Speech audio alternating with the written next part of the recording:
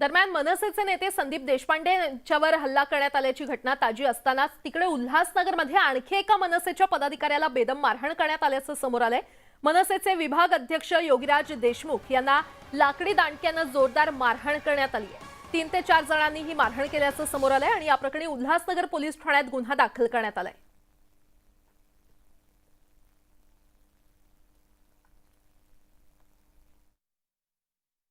पाठपुरावा करत असताना तेथील स्थानिक काही गुंडे आहेत त्यांनी आज माझ्यावर प्राणघातक हल्ला केलाय आणि हा प्राणघातक हल्ला आताच नाही 2-3 वेळा झाला आहे। तरी पण जेवढ्या वेळेस प्राणघातक हल्ला होईल तरी मी थांबणार नाही आणि ही जी महाराष्ट्र शासनाची जागा आहे ती महाराष्ट्र शासनाला मिळवूनच देणार हे माझं एक वचन आहे।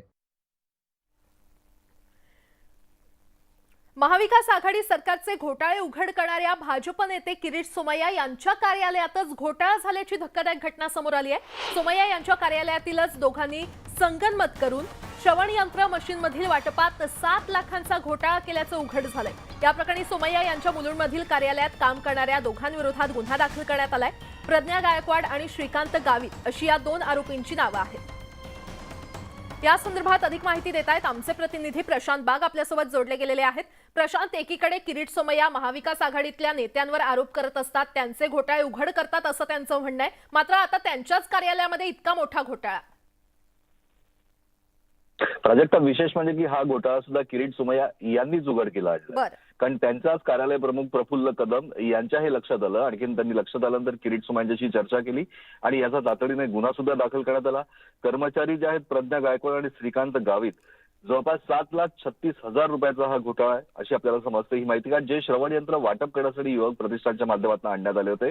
फेब्रुवारी 2022 ते फेब्रुवारी 2023 पर्यंत 105 कॅम्पेन त्यांनी केले होते। आणखी या वेगळ्या कॅम्पच्या माध्यमातून जवळपास 6,488 मशीनची त्यांनी मागणी केली होती।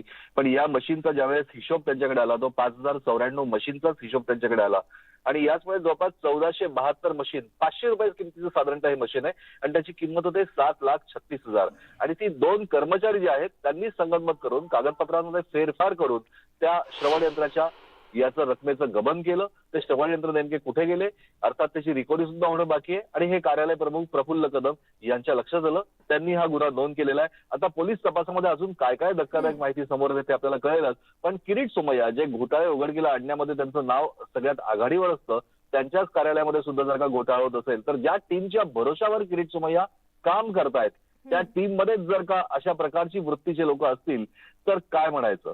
अर्थात यातली दुसरी बाजू अजून कोणती असेल तर ती सुद्धा नक्कीच समोर येईल। प्रशांत, धन्यवाद या सविस्तर माहितीसाठी। वळूयात पुढच्या बातमीकडे। औरंगाबाद जिल्ह्याचं नाव बदलून छत्रपती संभाजीनगर करण्याच्या निर्णयाला केंद्र आणि राज्य सरकारनं परवानगी दिलेली आहे, मात्र याच नामांतराच्या निर्णयाला एमआयएम पक्षाचे खासदार इम्तियाज जलील यांनी विरोध दर्शवलाय। या नामांतराच्या निर्णयाविरोधात जलील आजपासून छत्रपती संभाजीनगर जिल्हाधिकारी कार्यालयाच्या समोर बेमुदत साखळी उपोषण करणार आहेत आणि या घाणेरड्या राजकारणाचा भाग आहे। आमच्याच सरकारला या निर्णयाचं श्रेय मिळावं म्हणून भाजप आणि शिंदे सरकारनं हा निर्णय घेतलाय, त्यामुळे या निर्णयाला विरोध करण्यासाठी उपोषण करत असल्याची माहिती जलील यांनी दिली आहे। अधिक माहिती देत आहेत आमचे प्रतिनिधी सिद्धार्थ गोदाम आपल्यासोबत जोडले गेलेले आहेत। सिद्धार्थ, या नामांतरणावरून आता वाद पेटलेला आहे, जलील आक्रमक झालेले आहेत, आज ते आंदोलन करणार आहेत, काय अपडेट मिळत आहे?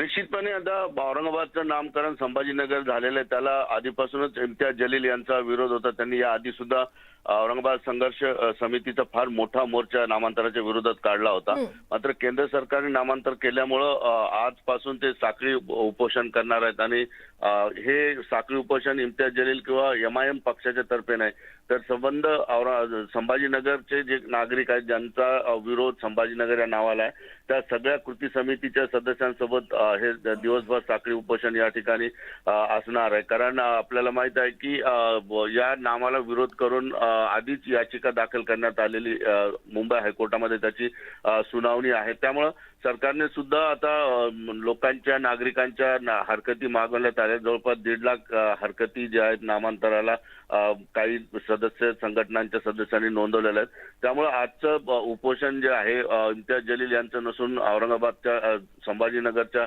काही नागरिकांचं आहे। तर या उपोषणाला नेमकं किती प्रतिसाद मिळतो हा एक महत्त्वाचा मुद्दा आहे, कारण जवळपास संभाजीनगरच्या सर्व नागरिकांनी जे आहेत भाजप असेल, शिवसेना असेल, मनसे असेल सगळ्यांनी मनापासून याचं स्वागत केलं, जल्लोषही केलेलं आहे. त्यामुळे इम्तियाज जलील यांच्या विरोधाला आता संभाजीनगरचे किती नागरिक येतात हे पाहणं गरजेचं आहे. निश्चितच सिद्धार्थ, अपडेट घेत राहू. तुर्तास धन्यवाद या सविस्तर माहितीसाठी.